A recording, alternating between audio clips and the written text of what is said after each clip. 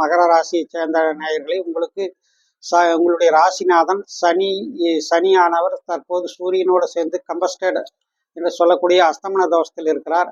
இந்த காலகட்டத்தில் எந்த ஒரு புதிய முயற்சிகளிலும் ஈடுபட வேண்டாம். அது வீண் பிரச்சனைகளையே உண்டாக்கும்.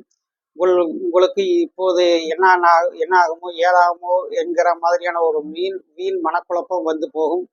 ஏற்கனவே உங்களுக்கு சனி செவ்வாய் 5ஆம் இடத்தை பார்த்துட்டு இருக்கிறாரு. இந்த செவ்வாயும் சேர்ந்து இப்போ உங்களுடைய ராசிநாதனான சனியோடு செவ்வாய் சூரியன் 2 பேருமே சேர்ந்துக்கிறதுனால இந்த இந்த காலகட்டம் என்பது, இந்த மாதம் என்பது ஒரு சுமாரான மத்தியமான மாதம்தான்.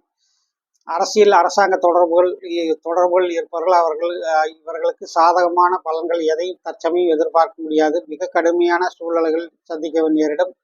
9ஆம் இடத்தை 2 பாவர்கள் பார்ப்பதால் தகப்பனோடு கருத்து வேறுபடும். தகப்பனுக்கு உடல்நிலை பாதிக்கப்படக்கூடிய வாய்ப்புகள்.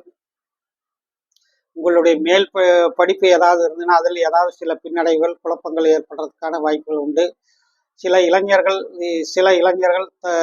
சில தவறான வழிகளை நோக்கி போகக்கூடும். என குடும்ப கட்டுப்பாடுகள் அதாவது நாகரிகம் கலாச்சார இதிலெல்லாம் இதற்கு மாறுபட்டு நடந்து கொள்ளக்கூடிய வாய்ப்புகள் இருக்கிறது. பொதுவாகவே இந்த மகர ராசி நேயர்களுக்கு ஏப்ரல் மாதம் ஒரு மிதமான சுமாரான மாதம்தான். இந்த மாதத்தை பொறுத்த வரைக்கும் 5ஆம்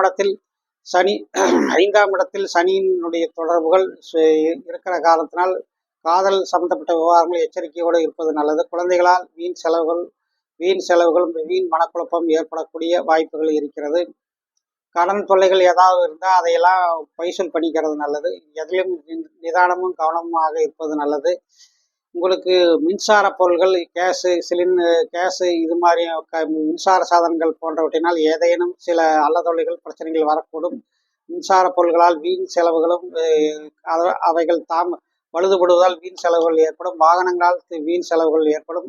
இருப்பினும் கூட உங்களுக்கு 10ஆம் இடத்தை பொறுத்த வரைக்கும் தொழில் ரீதியாக நல்ல ஆதாயத்தின் நற்பலன்களை அடைவீர்கள். வருமானம் உங்களுக்கு என்னவோ நல்லா தான் வரும். ஆனால் அதே சமயத்தில் அதற்கான செலவுகளும் வேகமாக இருக்கும். வரவும் செலவும் கலந்த ஒரு மாதம், மத்தியமான மாதமாக இந்த ஏப்ரல் மாதம் இருக்க போகுதுங்க. இந்த ஏப்ரல் மாதத்தை பொறுத்த வரைக்கும் 26, 27 ஆகிய தேதிகள் உங்களுக்கு சந்திராஷ்டமங்க. அந்த சந்திராஷ்டம காலத்தில் வீண் மனக்குழப்பம் ஏற்படும். எச்சரிக்கையோடு இருப்பது நல்லதுங்க.